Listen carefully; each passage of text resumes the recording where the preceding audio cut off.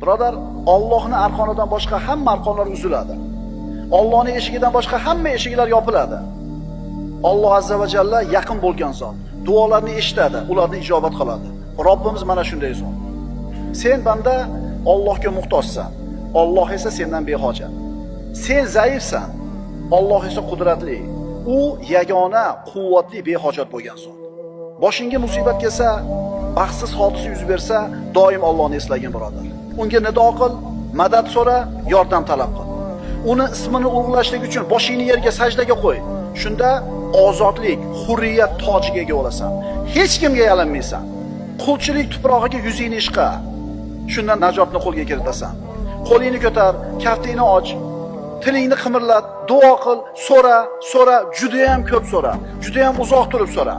Chunki u Alloh mustor bo'lib qilgan odamning duosini albatta ijobat qiladi.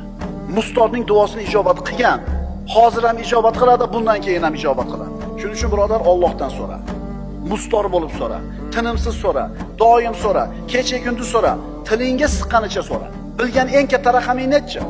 O'sha raqamni o'shuncha raqamga ko'paytirib shuni so'ra. Birodar, Robbingga intil. Eshigini oldida turib ol, lutf ko'rsatishini kut, fath berishini so'ra, nomini zikr qilishdan tilingni to'xtatma, u haqida yaxshi gumonda bo'l. Mustor bo'lib duo qil, unga o'zingni bag'ishla, unga yuz tut, shunda baxtli bo'lib najotga yetasan.